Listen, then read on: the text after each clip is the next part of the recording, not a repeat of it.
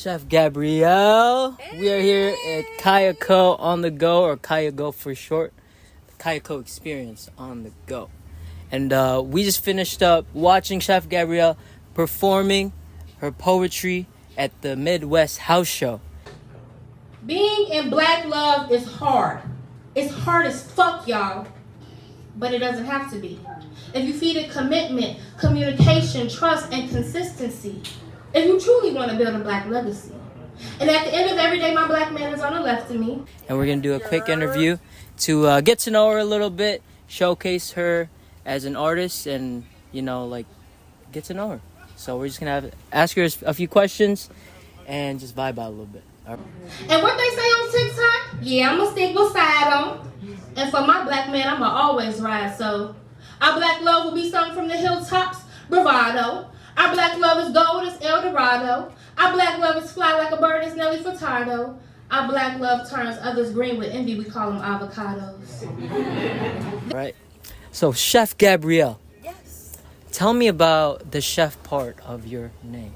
Where is that from? So, Chef Gabrielle, it comes from actually a long place. I'm gonna give you the full story. So, when I was a little girl, my parents weren't always the most responsible. So my mom, she worked all the way in the city. So when we lived in Indiana, so that would take her, an hour plus travel time. And she would leave us at home with our dad thinking he was responsible. He was not. He would leave us. When I say us, me and my two siblings, my younger ones, he would leave us to go kick it with his friends and do whatever they were doing. And he was not always fully impaired to be that parent. So I would have to step up, and my siblings would always be like, I'm hungry. So I started learning how to cook because they were hungry. So I had to feed my siblings. So I started with Kool-Aid. I started with ramen noodles, just reading the packet.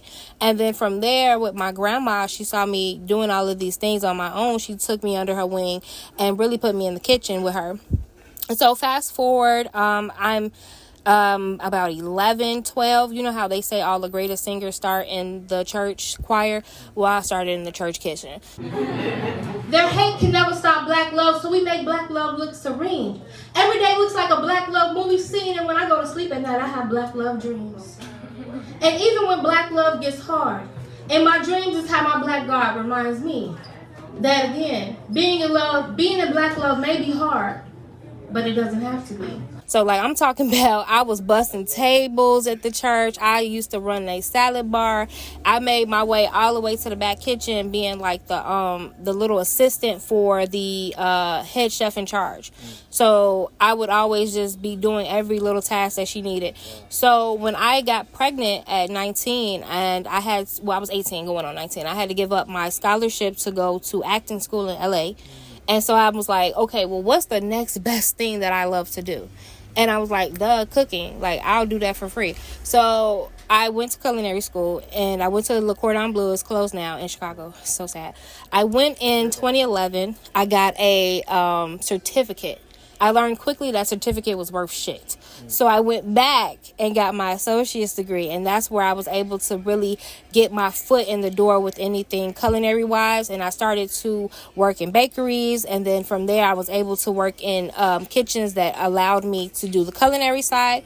And then finally, my last job that I had before the pandemic, I was working in a recreational culinary school. So I was teaching people how to cook different menus every day.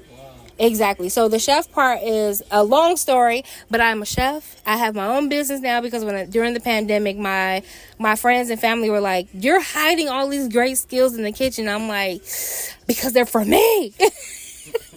It's not for y'all. But they were like, gee, you have all these talents and you're wasting them. So then I started posting to Instagram. People started asking me to cater. I started working with brands. I'm so excited to, literally just getting myself out there. I can say I've worked with UGG. I've worked with the Bulls community outreach program. I've been able to work with different brands, different businesses, different people. I'm talking about different number of catering events. So I'm excited about where I'm going right now. We're looking for a permanent kitchen so that we can really amp it up. We do a few things every year, and I can't wait till I get to a point where I'm like, man, I'm doing something every single day.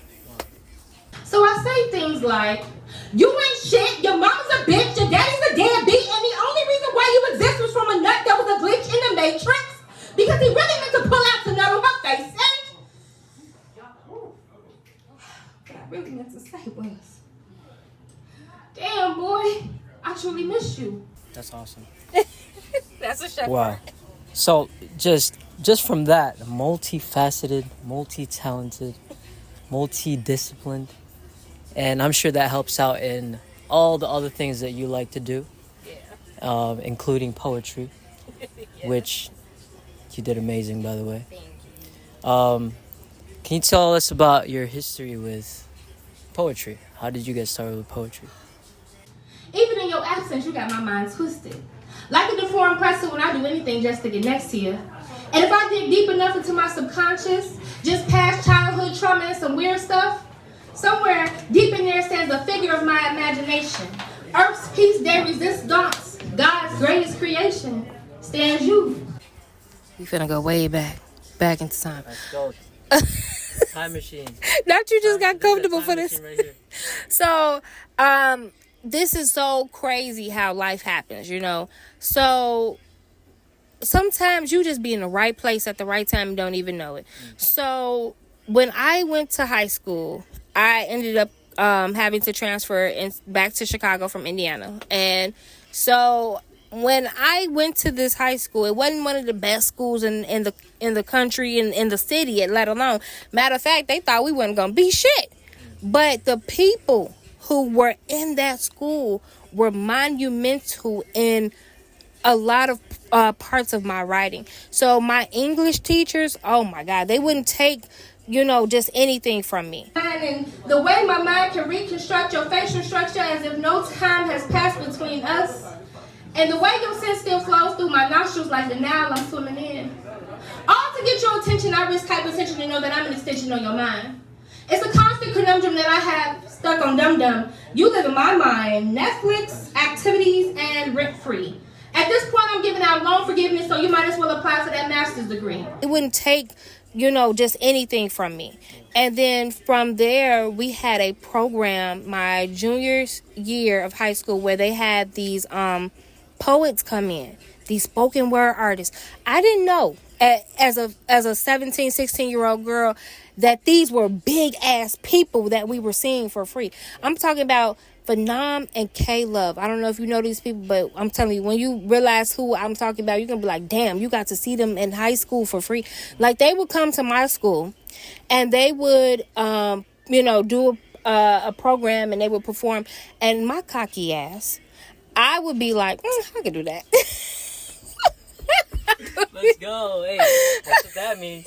I can do that. I'd be like, I could do this. Yeah. Like, One of them certified you as the master of me, at least mentally, you see. Because this chokehold you got me wrapped up in is one I made up on my own. And if we being honest, you let me go a long time ago. You ain't even hit my phone up on some late night right before the daylight. You know I kept this thing tight just for you.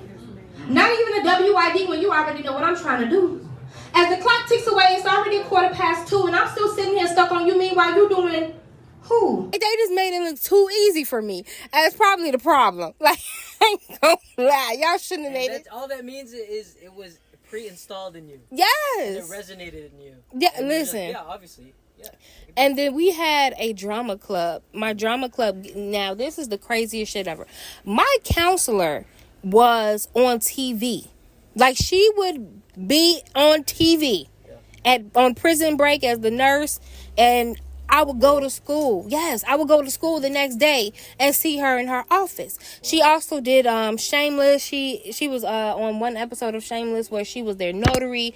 She had her final, when I say final because she passed away, but her final big thing that she did, she was I believe the secretary for Chicago Fire. So like the early seasons.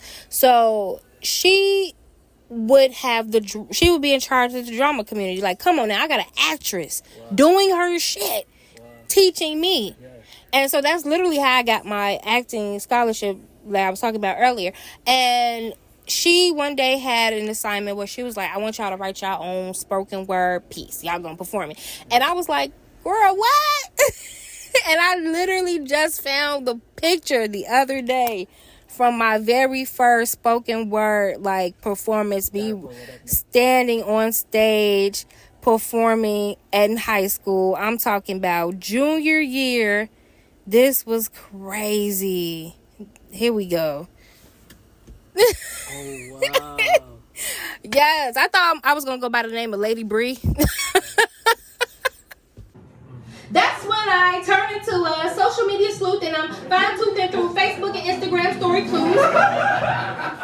I'm quick flashing through Snapchats and subtweets, all to find that new snack that's satisfying his sweet teeth. So a blunt and 2 drinks, a call to my best friend, or rather, 40 minutes later, my case is still not ready to form in a conclusion. Well, that supports my confusion, so pardon my intrusion, I just need you to pull me from my confusion, because really it stems from the seclusion, or as you put it, boundaries. Wait, continue. Oh. Not done. So that was me on stage, around the age of 17. And again, I had the best English teachers. They would have writing competitions for us. I remember my senior year, I wrote a piece, and I forgot what the topic was about, but I wrote about how being an ROTC really helped me to understand about the unity and community. And we go to the assembly for everybody getting awards. Now, there are different categories. There's honorable mentions, third place, second place, first place. Now, third, first, and second, they all win money. So I'm literally expecting to get an honorable mention. I'm listening to all the names being called. All the honorable mentions go past. I'm like, damn, did they not get my paper? Then they do third place. And I'm like, looking around. It's only me and one other person left. I'm like, y'all telling me one of us got first and second place? Hell no. Y'all ain't get my motherfucking paper. They called my name for first place, and I won. So that was like high school.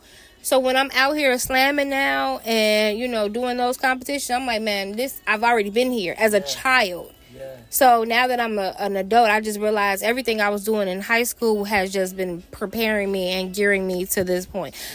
And going back to cooking, I was that friend that would go to your house and we'd be kicking it. And I may be your same age, but I'm in the kitchen, your mama kitchen, cooking fried chicken and stuff. My friends' mamas used to be like, okay, that's Gabby. She play it there. And how dare you put a bound on me? Got me trapped in this mental cage. I'm supposed to love you from afar. Trust me, I've tried, but it's emotionally too hard. And I've gathered together the best parts of me to figure out how to accurately proceed. Should I pull up on this nigga or let him be? What y'all think? Pull up. Your purpose at a young age. It seems like you caught a lot of You, myself, I, and me, because you attend all my mental conferences. And today's subject on the table is, how can you be the one, but I'm the one you can disregard? Loneliness slices deep, it keeps me scarred from your life, you keep me barred. Is this another playing card? Either way, I'm sliding down your boulevard. I'm just trying to see what's up with you. Be cool with you. See what's new with you and see who the fuck this blue Porsche in your driveway belongs to. That's awesome that you had that, because I can see it in your demeanor and how you present yourself. It's just compounded interest of experience, of like practice, of knowing that you got it from a young age. Into an emotional melee of how much I love you. Given my delivery may be a bit uncouth and a bit sloppy, but if you open the door, I promise you some toppy. Or maybe a bim bam boppy inside your head. How dare you leave me on red when I'm just trying to get a read on you? And if you love me like you say you do, you'll text me back. That's that piece. So you've been to a couple of our events, Kayako events, and you know what the message that we carry is pretty much the story that you told us, is the fact that there is something, whatever dream you have, you can do it, and you can carry it with you. And I love meeting people like you because it's proof. It's proof, It's literal, like, people are going to watch this and be like, yes, I can do this shit too. You can. You can. Definitely can. Yeah. You can do anything that they say anything you put your mind to, but really, I feel like you can do anything you think of. Any little thing that you're like, oh, I can make a difference here, move on it, you know. They like, oh, if you put your mind to it, but that's not always the case, because what if you're not even thinking about doing that? Like, I could put my mind to being like a jackhammer construction worker, but am I really gonna excel? Exactly. His dark brown eyes only complemented his melanated hue, and his curly brown hair all attracted me to him, but what really had me stuck like glue was that perfect constellation of stars whenever he smiled my way. So don't give up on those dreams. I don't care how old y'all are, because for me, I really thought I was never going to see a stage again. Like, when I got pregnant and lost my scholarship, I just knew I would be in the kitchen for the rest of my life, and that would be it. Little did I know that going to the kitchen would be the reason why I would end up back on stages. So, just filming videos, and then people, seeing me in these videos, and they're like, oh, wait, I can come see you in person too now. So it's just been great to be able to see everything coming together. For him, I stopped traffic, jumping out of cars. He could have me looking for him with a beacon during the day. I would have broken down barriers and bars for him. I would have fought every big back bitch to prove his love was for me. And I took scars to prove this man was never ours. I would have continued in awe if he would have just got on one knee and proposed. But after every fight, he would just bring me whiskey and roses, and not even a bandage for my black eye and broken noses. No, sirs. He thought all it took would be another shot or two, and that a fifth would do, and a gas station boo K would be all it would take to get back into my good graces. Especially, building the shows that we've been able to build. When I say we, I'm talking about like my team. We've been able to build the shows like Arthenticity, and now we have Art Waves, and just the things that we have been able to create. And because I want to say I started just really doing outdoor, out of my house catering around maybe 2021, 2020. So we talking 3-4 years. I mean, again, it's a slow build up process, but it's been going so amazing. I'm not gonna lie, y'all, it would have worked on most days, but shit, not this time. Something's changed. Maybe it was that time he had my ass out there dodging shanks, or that time I had to call my cousins for the one that was built like a tank, or it could have been that time I had to pull up all the way to Compton just to fight Shireen. Either way, I was over accepting spirits in a bottle and trim plant decay as another weak ass apology. Tell us about that. Tell us a little bit about upcoming events, upcoming projects that you have, anything you want to promote. Shout out. So, I just mentioned we have Art Waves. Art Waves is our new open mic, and the dopest thing about Art Waves is that we give 3 lucky performers a chance to be recorded and put on TV, because we partner with OMTV. It's called Open Mic Television. Yeah, and they have thousands of subscribers and streamers. So, they have a Roku station, and we record them. It's called the Go to Mic segment. So we do a regular part, and then we do the Go to Mic at the end. And that's really dope, because we had a 17-year-old come out, and I don't want to cry, but the shit just be so fucking full circle, man, because she came on the stage and she was telling us about how she got this scholarship to go to this school. You know what scholarship she got to go to? What school? The same one I had to get up. Yes, the same one I had to give up. And she was on one of my stages. Wow. Imagine that. Like, I still got to the craziest shit. Anywho, like, you got to kind of experience it through her in a way. You know what I mean? Yeah, it was just like, wow, I didn't get to go, but you still crossing my path without me even having to go to the school. Crazy. Yeah. I'm telling you, I was sitting there. When it happened, I was just like trying not to bawl like a baby, because nobody else would have understood in that moment what I was going through. Yeah.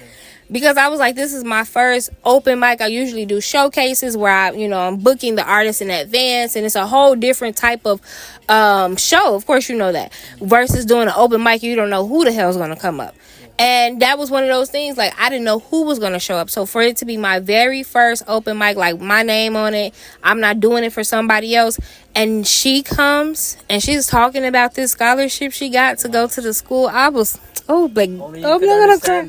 I was, okay, Art Waves. Art Waves. We got it every other Tuesday. You got to check my page at chef.gabrielle on Instagram. On Instagram, that's GABRIELLE. For the different days, because we do it every other Tuesday. So I know this September we're going to be September 3rd and September 17th. It's $10 in advance, $15 at the door. We're at 4109 West Roosevelt, and that's called Tag the Artist Grounds.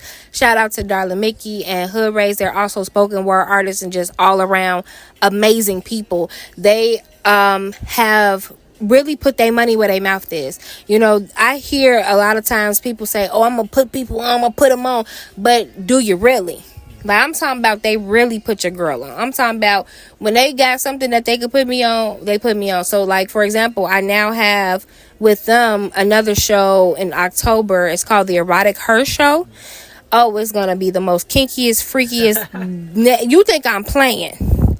I promise you that show, I saw just a video of what they've done at previous events. They had a cucumber disappearing contest. I'm trying to tell you. Where's it disappear to? Where is it going?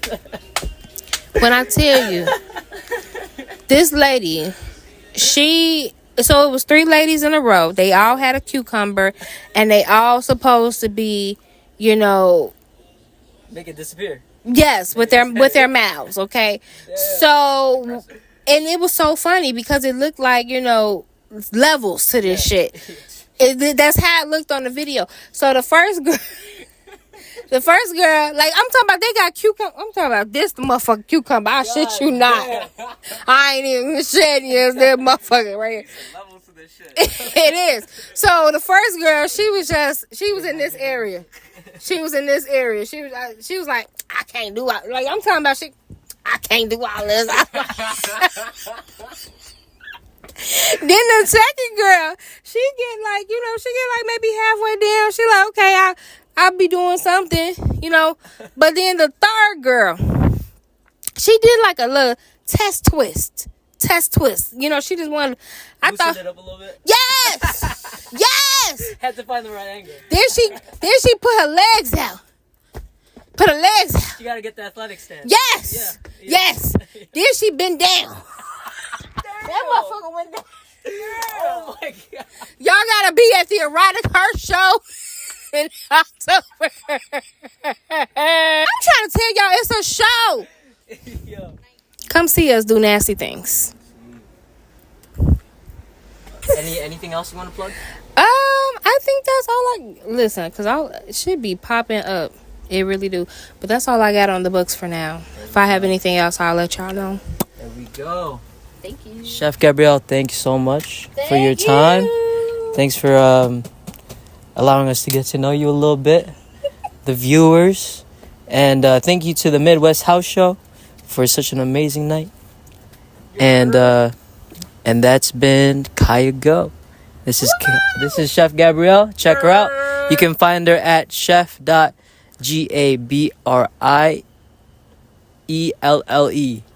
Let's go. Yeah. Thank you, Chef.